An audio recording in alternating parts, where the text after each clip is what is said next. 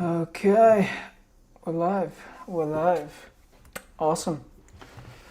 Let me just check a second. Let me just check everything's fine.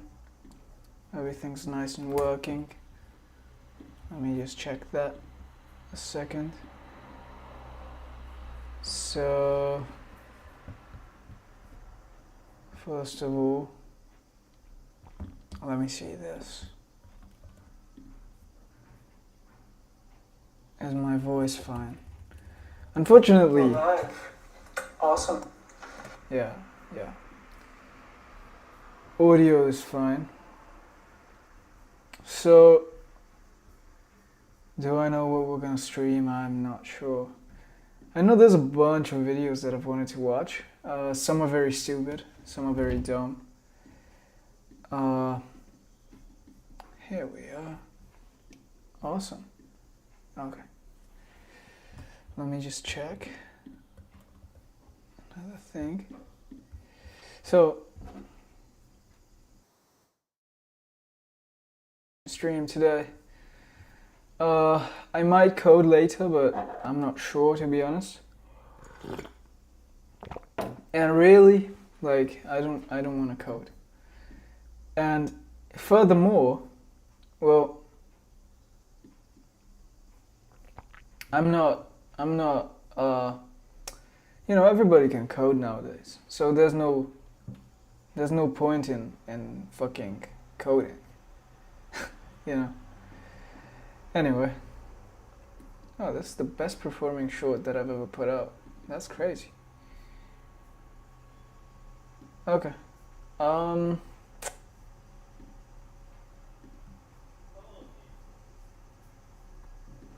Okay.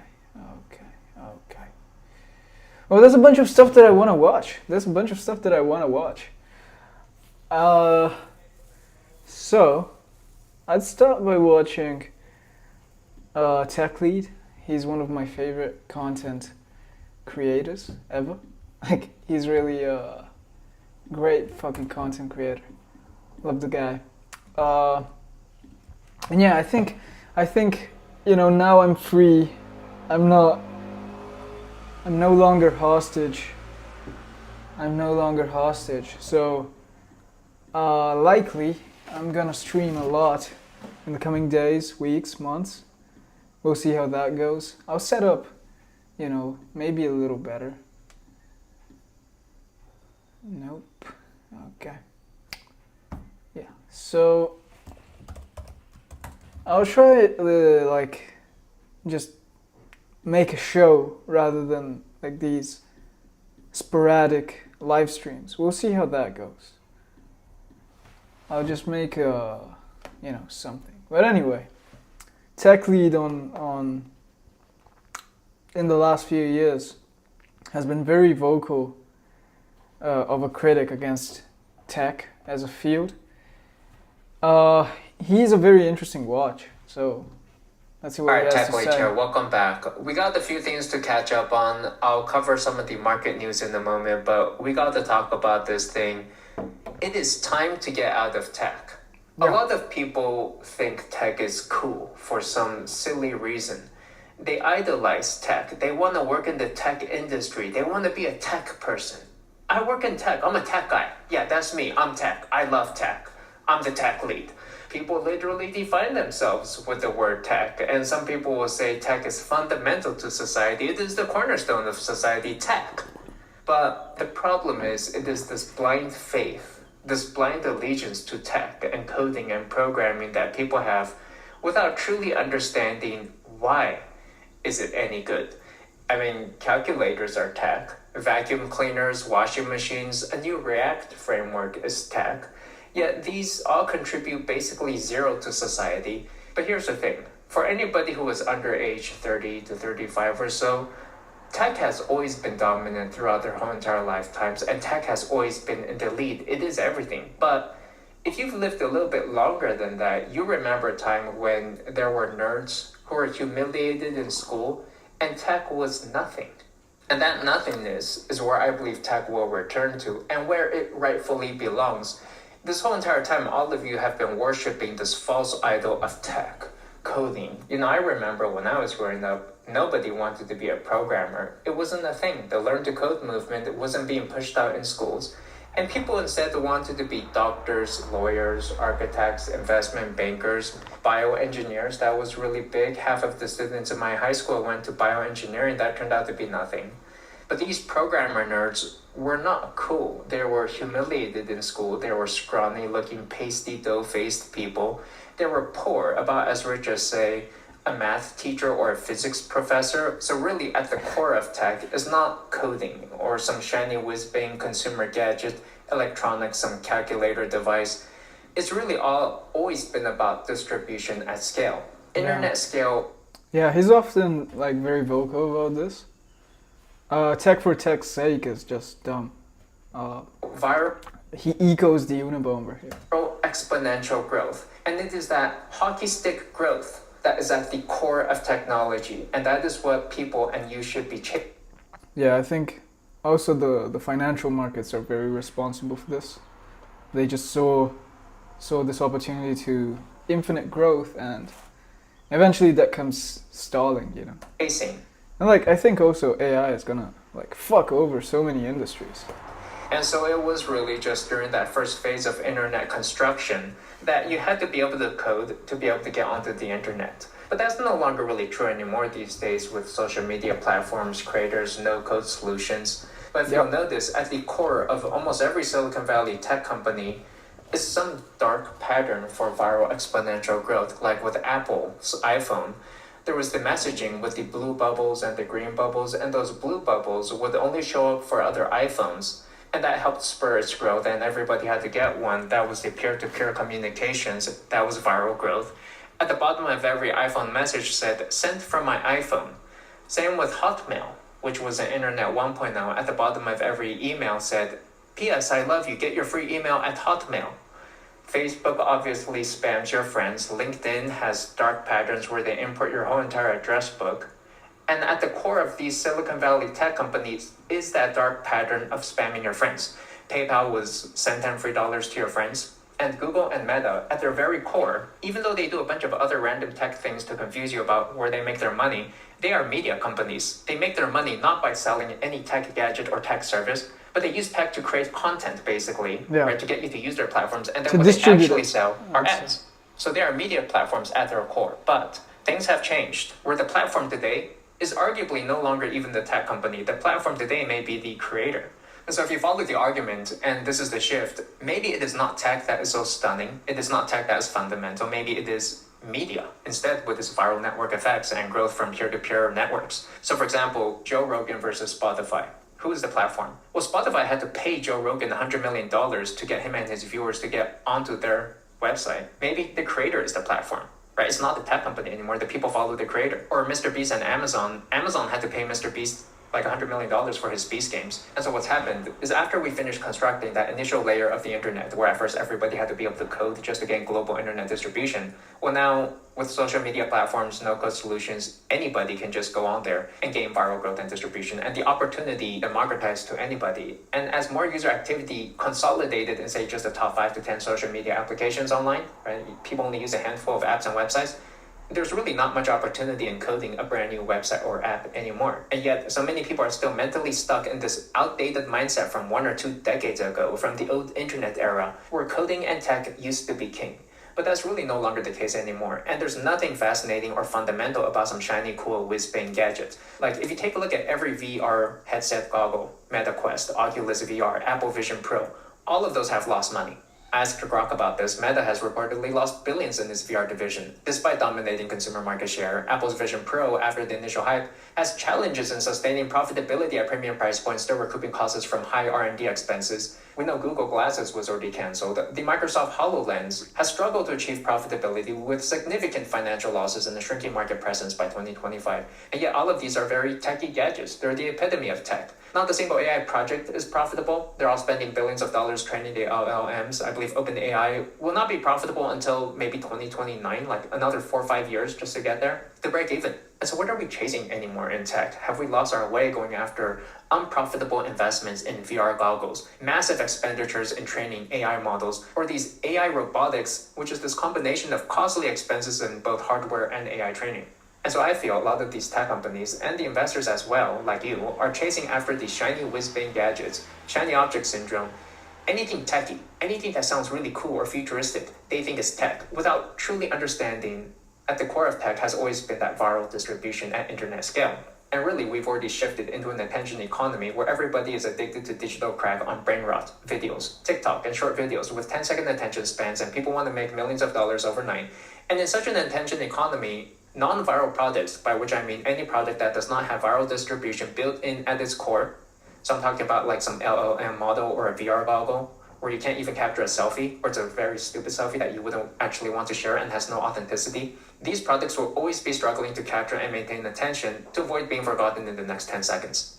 So really, the way I see it, tech is not fundamental or special. It should not be put on some pedestal. It's about as interesting as, say, a calculator, a vacuum cleaner, or a washing machine. And what you should chase instead is internet scale distribution. And in today's era with social media platforms, while you can code your way to it, it's going to be extremely difficult to compete with the top 10 apps just to get in the spot there.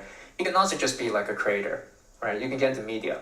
And if you've noticed, a lot of companies are getting into the media game nowadays, with CEOs and VCs being forced to show up on podcasts to present their products. Apple's WWDC going to extreme lengths to film Hollywood production videos just for their product presentations. And the mantra today, I think, should not be build, but create. And the game today really is all about going viral at exponential internet scale. And that changes so many facets of technology. For example, analytics, metrics, data science. These are incremental gains measured week after week in small percentage gains in user activity and usability. When you take a look at something like Apple's Liquid Glass, actually, Apple's Liquid Glass went viral. A stunning marketing campaign, really, achieving hundreds of millions of views probably. And not everybody in the world knows about it, and many of them want a piece of that. And they broke every single usability feature, every metric, every iterative design improvement. They just said, screw the contrast, accessibility, screw usability. They're just going to do a step function change and make it cool and attention-grabbing enough that people want it and spread news about it. And hadn't even thought about this. This is actually a good insight. That every company is basically just operating on social media, on content creation. And really, if you think about it, AI is coming for every job out there. But probably the only job that you cannot get or take away is this one. It's creating content. And the same really goes for marketing these days too. Like when you look at how do you gain marketing for your product, you don't do analytics on that. You just get your CEO to go on the podcast with Joe Rogan. Yeah. Right. Or you fund a viral video marketing campaign with hundreds of thousands of dollars. What is the ROI on appearing on Joe Rogan? How do you calculate that? How do you A/B test that? How do you do analytics on it? How many Joe Rogan guest appearance podcast campaigns should you run? What's the ROI on this? It doesn't really matter. You can't measure any of it. It's just try to go viral week after week. Get as many viral hits as you can. And you can't really measure or predict how viral something's going to go, but that's the new game. And so if you continue to follow this argument... Oh yeah, surely. Okay, like the only place where there is no data is going to be the one where is, the most competition. To its logical. So like everything has been datafied. Everywhere else, data is collected in the business. Everywhere else. These businesses, corporations are pretty much just businesses of data collection. They have data being collected everywhere. But the only place where you really cannot know what you're doing, if you're spending wisely or not, is marketing. It's, now it's content, but before you spend it, you don't know where it's going. And there's a famous marketing quote, which is, half of my marketing budget is being wasted. I have to find out which half of it is. But yeah, humans, I think, we're wired for, more of these kind of social stuff. Social jobs. I wonder if there is a way to shake off the King Kongs. If there is a way to shake off, the social media platforms. I'm not sure. conclusion where you chase viral exponential growth in an attention economy, you get to Bitcoin. Because Bitcoin is the network effect embodied. It is peer-to-peer money, incentivized attention, and it is native to and fueled by the attention economy capturing organic growth and voice of mouth. So anyways, what I would say is don't be a tech guy. And don't be enamored by that blind faith in whiz-bang shiny technology. There's no pride in being a tech person. There's about as much pride in that as being, say, a physics professor or a math teacher, which nobody actually wants to be. Instead, be a network effects person. Or chase viral growth. All right, now rant aside, there's some pretty interesting news that I thought I would cover as well in this episode, just to catch everybody up here. One thing was that Canada had tried imposing a digital service tax on American tech companies. And this is becoming more common these days. The EU is also imposing DSTs, the digital service tax, targeting American big tech companies. And so really the age of these big tech companies may well be over, as they are being targeted as a piñata for any broke country out there as a form of retaliation and trade negotiation tool. So really, it might be time to get out of big tech and these crazy capital expenditures in AI and VR goggles, which nobody has any idea what they're doing, and they're just wasting a ton of money, and there's no path to profitability here. And if you're an investor in the Mag 7 or S&P 500, you're going to be on the hook for that. One lesson history has taught us is that if you're going to use energy, you better have social permission to use energy. So that means you've got to make sure that the output of this AI is socially useful. If we really are not creating social surplus, economic surplus, we just can't consume energy. But that's the real challenge for us as a tech industry, is to prove unequivocally that what we have created is showing up in real stats that is not just an AGI or AI benchmark. And maybe you should get into capital preservation, like Bitcoin. Take a look at Donald Trump here. He posted a personal letter to the Fed for Jerome Powell. Jerome, you're as usual too late. You have cost the USA a fortune and continue to do so. You should lower the rate by a lot. Hundreds of billions of dollars are being lost. And he wants a 1% or lower interest rate, down from currently around 4.5%, where the US is currently one of the highest interest rate countries out there. And so many other nations have been lowering their interest rates in order to stimulate their economies. So this forecast, we're going to be printing a lot more money. Trump had also posted just yet. Well, money printing means one thing, and that is inflation. And that, like, we've had enough, bro. Yesterday, for all cost-cutting Republicans, remember you have to get reelected, so don't go too crazy with the cost-cutting. We will make it all up times 10 with growth more than ever before. And so this forecasts additional spending.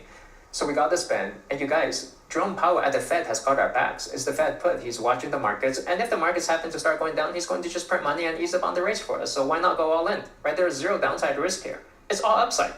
Now, the other big thing we have to cover today is Robinhood with their To Catch a Token event, where they made a series of pretty big announcements, actually, that went live, actually, today. Now, I tweeted about Robinhood the other day as a potential stablecoin play in addition to Coinbase, because as the world goes on-chain, people will need wallets. And so the wallet really is the gateway to the ecosystem. And although Coinbase is the conventional play that appears well-positioned, the reality is that Coinbase's execution is not really clean. Their wallet is convoluted. Their UI is pretty messy. They have some advanced mode and a normal mode.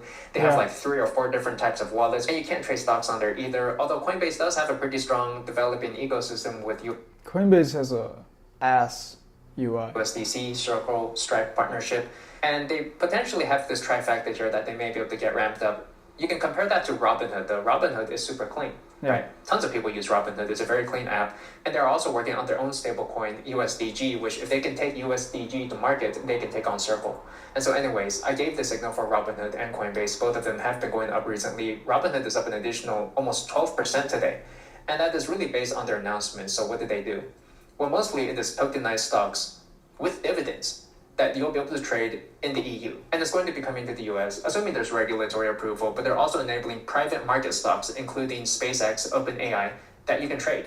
And this is one way the US is actually falling behind, because we don't have access to trading OpenAI and SpaceX private stocks, whereas people in the EU do. And Robinhood Crypto gained regulatory approval for like every EU nation today as well, and they're going live right away too. That's actually one thing I like about Robinhood. It's not all just talk. They're backing it up with real action, where they are launching on the day of announcement, and no more announcements of further announcements. So when can we expect an announcement?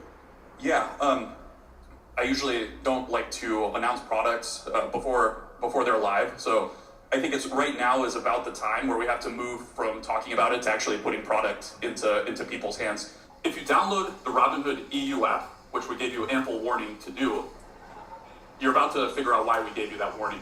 I'd like to transfer these tokens to you and give you exposure to two of the most valuable private companies in the world right now. And speaking of tokenized stocks, Kraken's X stocks, their version of tokenized stocks, also went live today on the Solana blockchain. And you gotta wonder, why don't they use their Ink blockchain, which they've been working on to push this out? Why do they do it on Solana? Who knows? But Robinhood has been out executing, maybe not just Coinbase, but Kraken as well. Kraken's tokenized stocks include a 1% spread. Plus, they don't give you dividends, whereas Robinhood will give you the dividends, which is a pretty big deal. Now, in addition, Robinhood also Kraken just sucks. announced staking for Ethereum and Solana. They are making USDG, their stablecoin, a first-class citizen. So they're going to be ramping this up, and there could be some serious competition for Circle's USDC.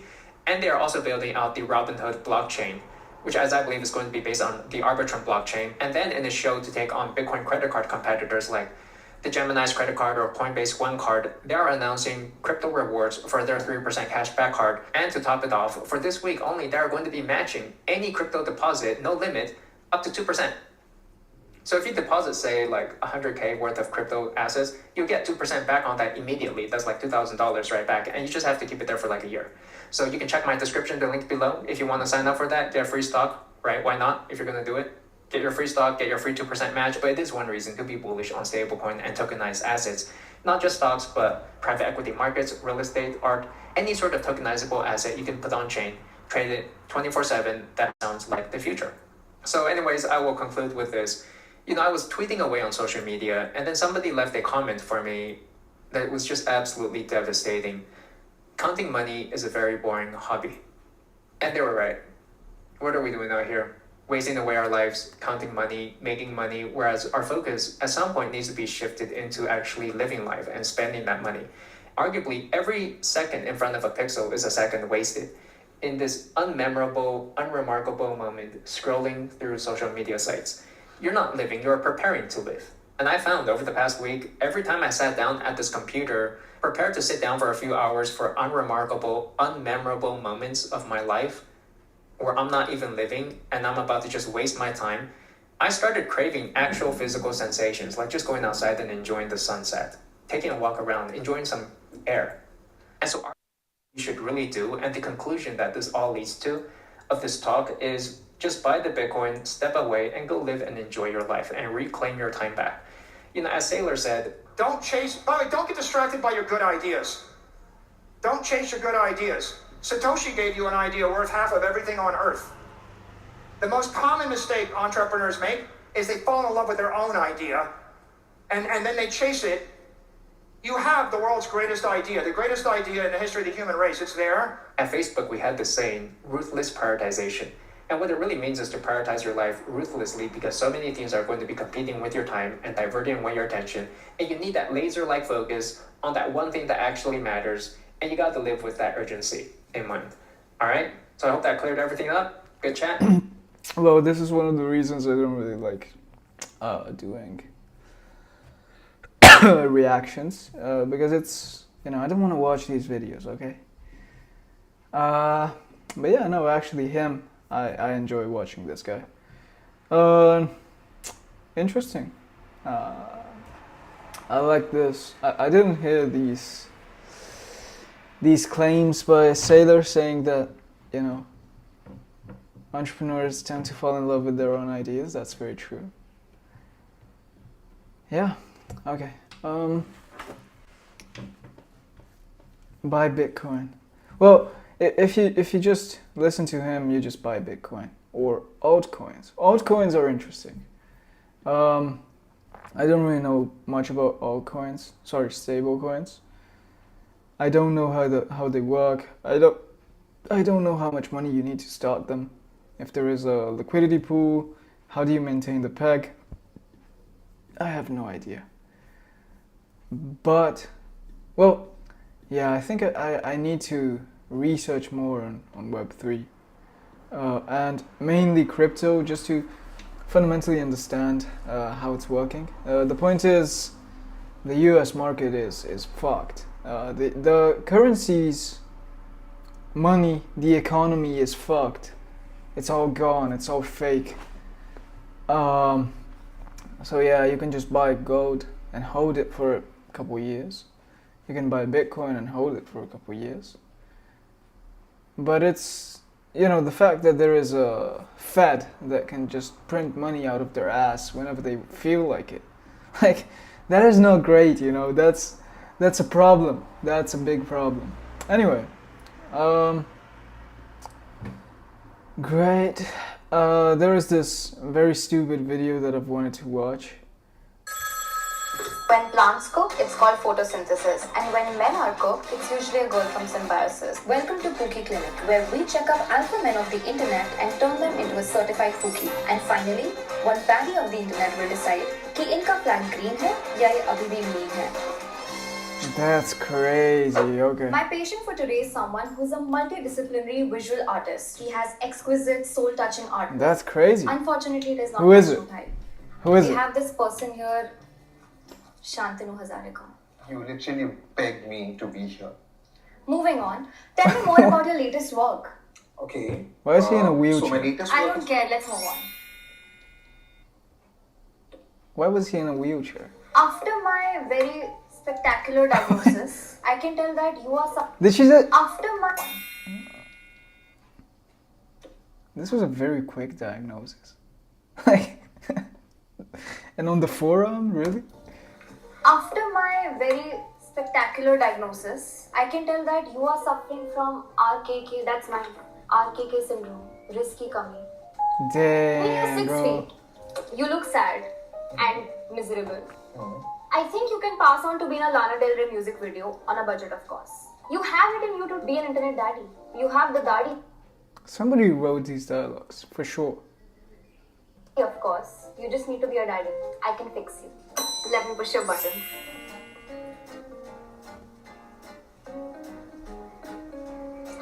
how the hell did I end up here? This is Pookie Clinic. You can be wherever I want you to be. Did you just roofie? Guess we'll never know.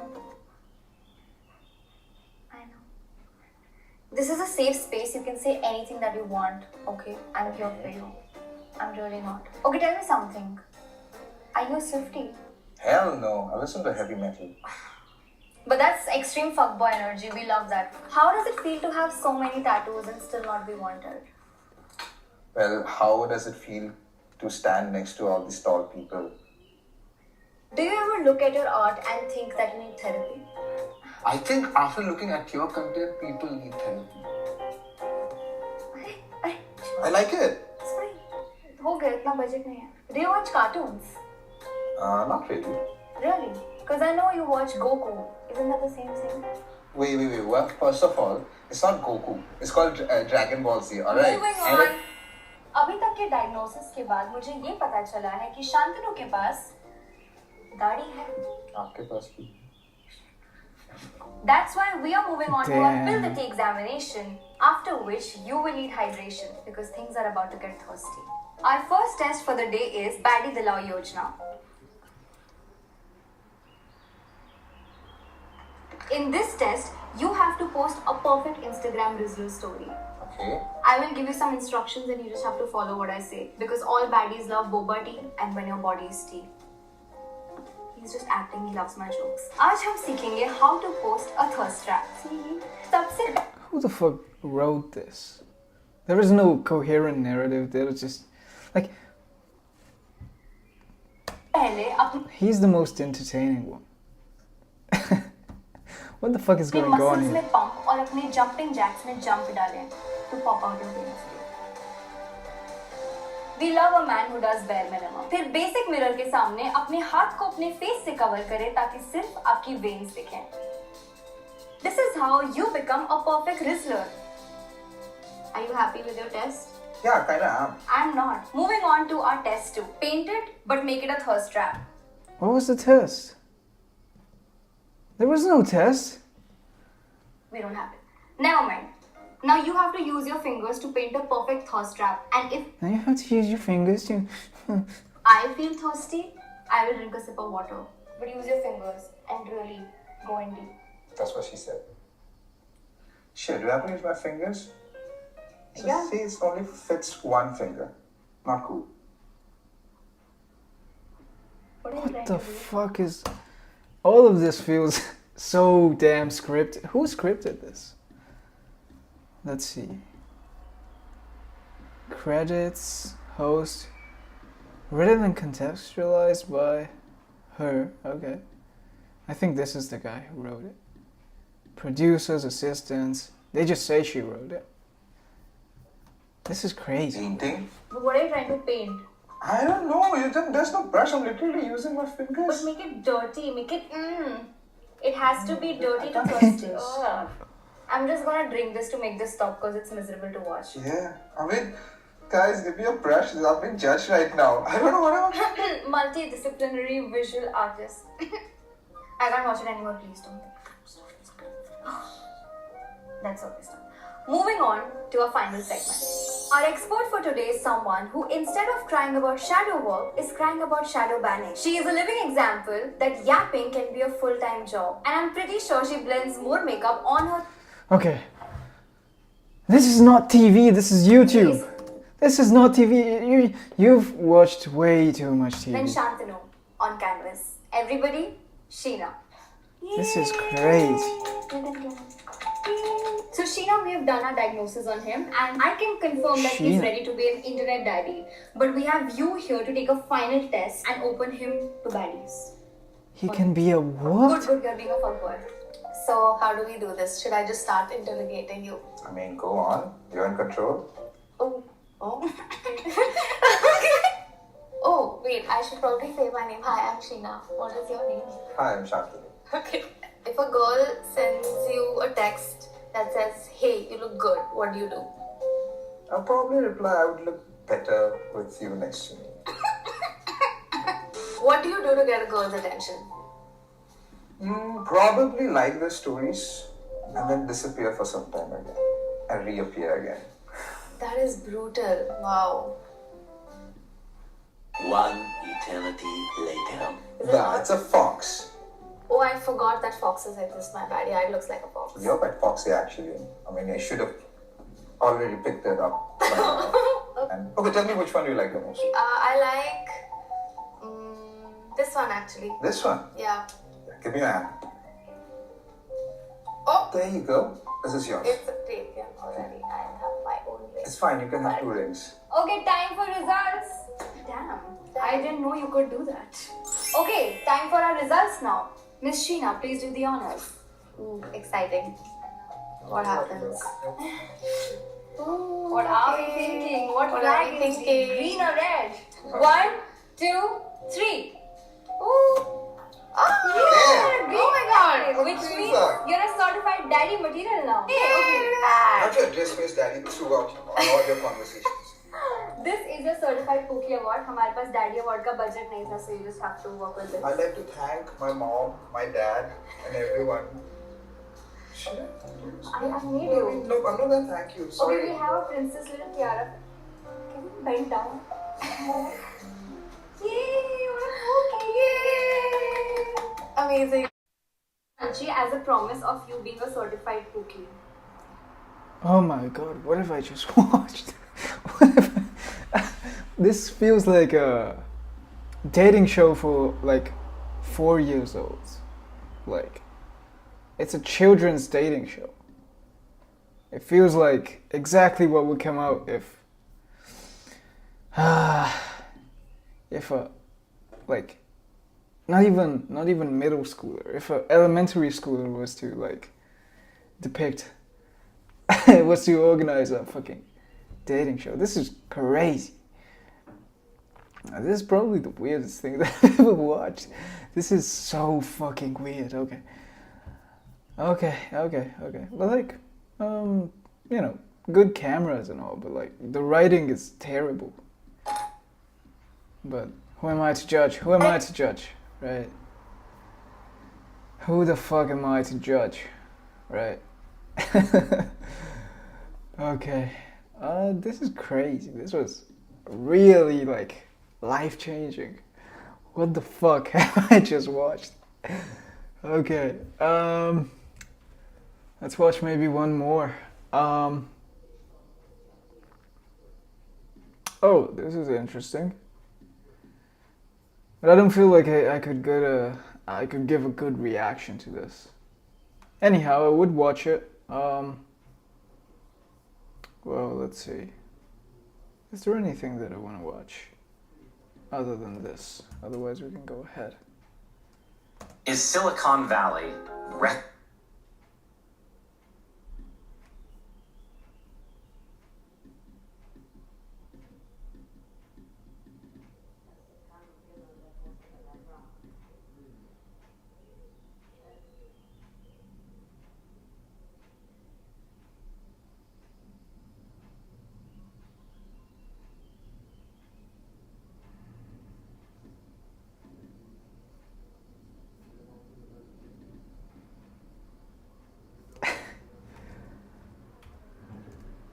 Welcome to Interesting Times. Thanks for having me. Okay. Well, let me see if there is something else that we may watch. Well, I think this is good enough. You're very welcome. Thanks for being here. So I want to start by taking you back in time about 13 or 14 years. You wrote an essay for National Review, the conservative magazine, called The End of the Future. And basically the argument in that essay was that the dynamic, fast-paced, ever-changing modern world was just not nearly as dynamic as people thought. And that actually we entered a period of technological stagnation, that sort of digital life was a breakthrough, but not as big a breakthrough as people had hoped, and that sort of the world was kind of stuck, basically. Yes. And you weren't the only person to make arguments like this, but it had a special potency coming from you because you were a Silicon Valley insider who had gotten rich in the digital revolution. So I'm curious, in 2025, right, do you think that diagnosis still holds? Yes, I still broadly believe in the stagnation thesis. It was never an absolute thesis. So the claim was not that we were absolutely completely stuck. It was in some ways a claim about the velocity had slowed. It wasn't, zero, but that we were, I don't know, from 1750 to 1970, 200 plus years were periods of accelerating change where we're moving faster. The ships were faster, the railroads were faster, the cars were faster, the planes were faster, culminates in the Concorde and the Apollo missions, and then that in all sorts of dimensions, things had slowed. There was, I always made an exception for the world of bits.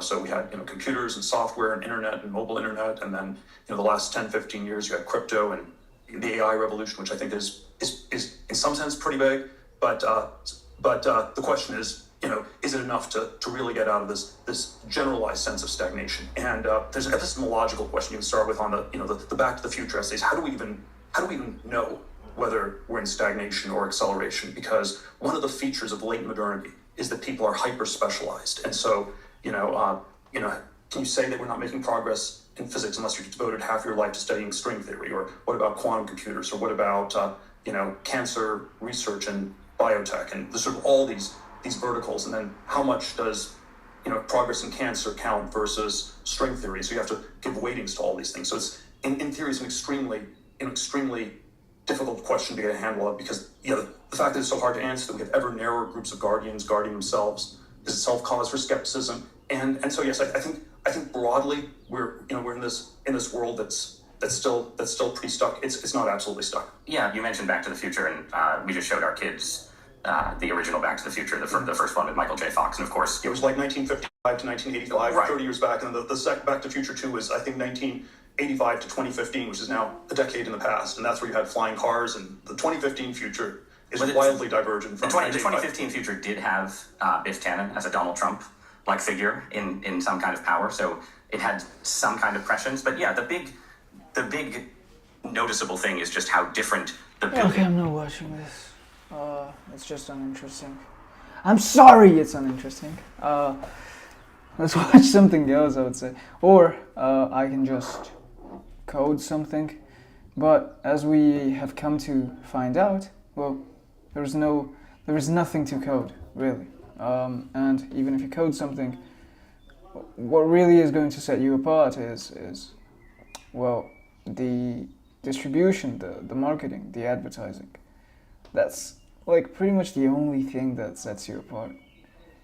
So to me, that is, not great news. The fact that the only thing that matters is the marketing, that's not great. That's actually very bad. Anyway. Well, I think this show needs a bit of a more narrow focus. If I come on and just watch stuff, it's dumb. Yesterday I was reading this very interesting paper, actually. Oh my god, where are we? Oh, somebody chatted? Who is it? Just a second.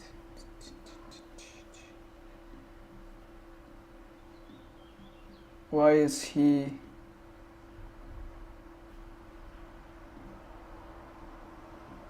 Exasperating? What does exasperating mean, bro? It's simple innovation and creativity.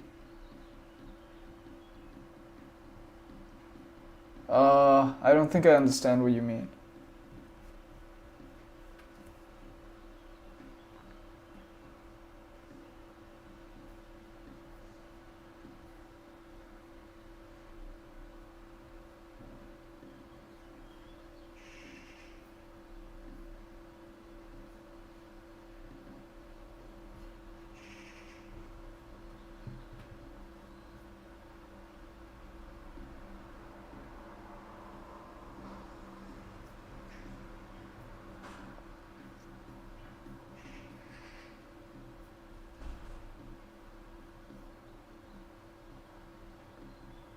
Oh,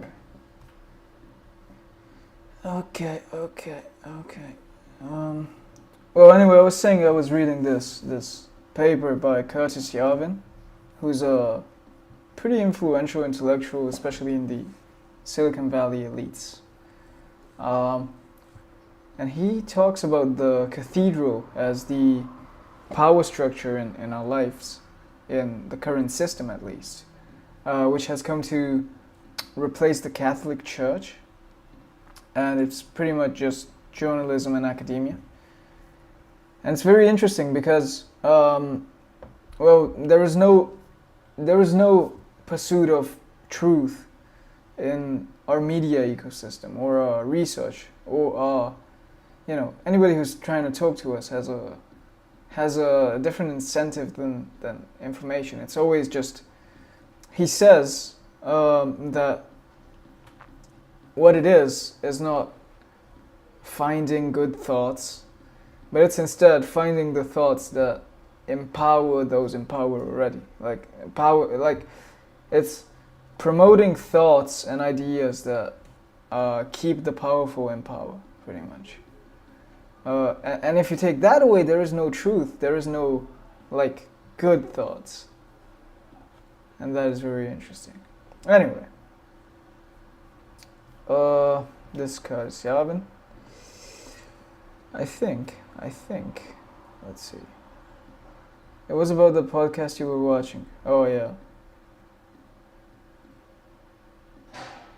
No, I think he's right. Technological growth has slowed down considerably, I would say. For a bunch of reasons, but now we're just watching screens all day.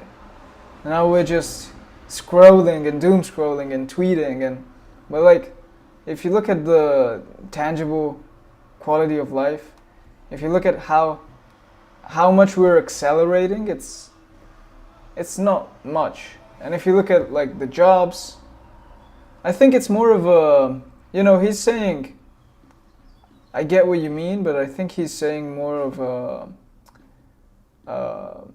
he's saying the bureaucracy and the slowness in the way you have to move nowadays if you develop technology is a big problem, and this wasn't the case beforehand, and so now technology is moving substantially slower. This this is pretty much what he meant, I think. Yeah, Peter Thiel is a very interesting thinker, actually. Very influential also. Mainly because he's got a lot of money. So, you know, the doers are the thinkers, kind of way. But, you know, this is the thing. Anyway, I think I'm gonna take a 5-minute break, and then I'm going to code something. So, yeah, I'll be back in a second.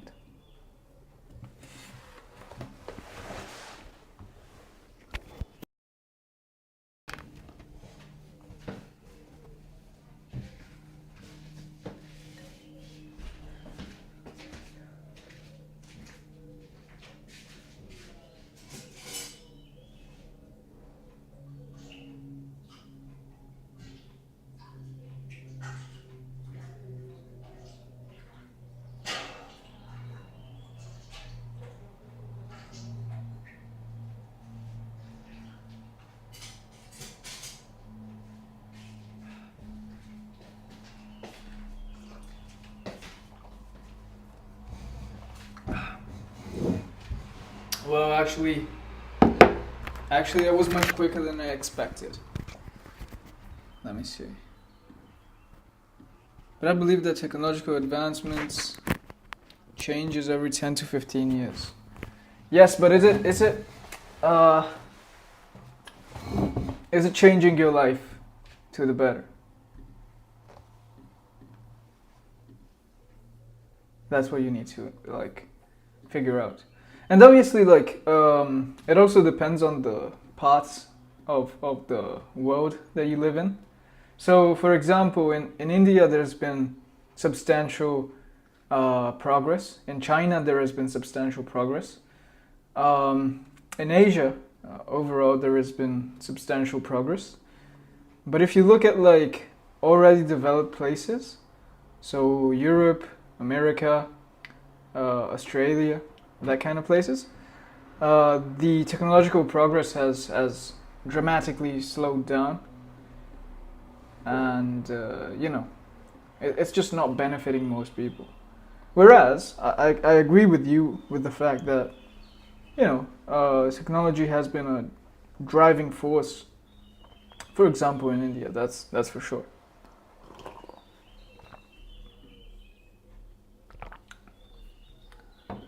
Anyway, let me just close up everything.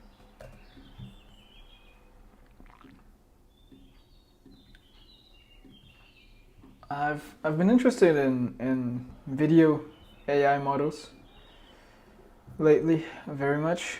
There is a new Chinese model that I've particularly really liked, and that is Seedance by ByteDance. So,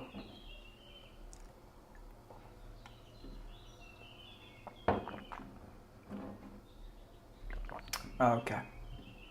Well, what we need now is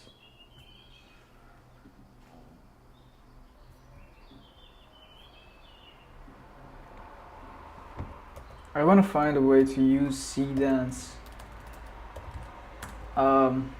with an API, but honestly, you can even just try Seedance and it's pretty good. So, AI video. I wonder how much it costs. 100 credits. And it's for okay. So 40 generations for $29.99. Okay. I think I had found a pretty good deal yesterday.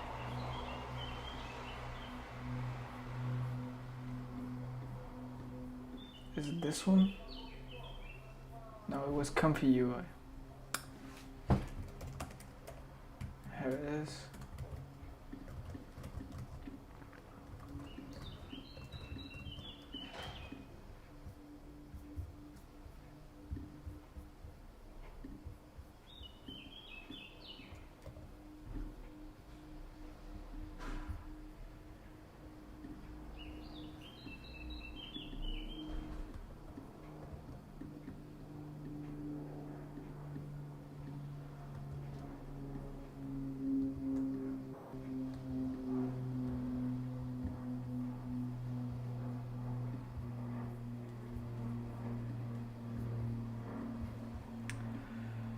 Can you suggest some AI models for building manga series? Well, I like Leonardo.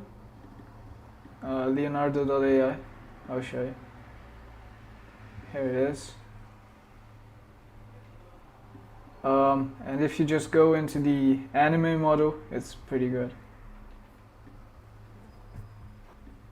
I'll show you a couple example generation. Give me a prompt.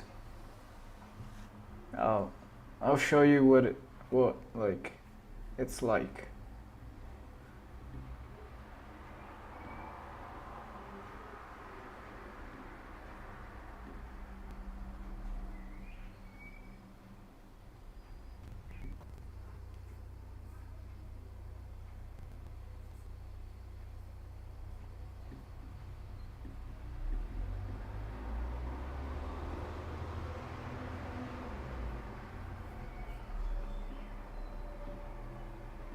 Or you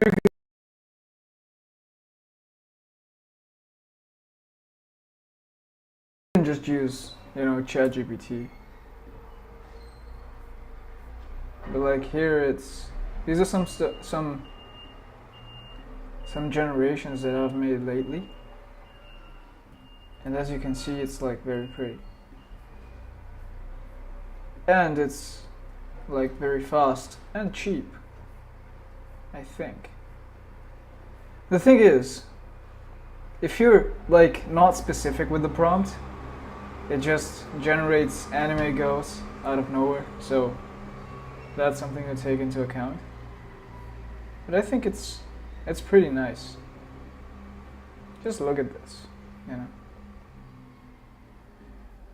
So, should we go over to run Comfy.ai? Well, probably, yeah. Actually, I think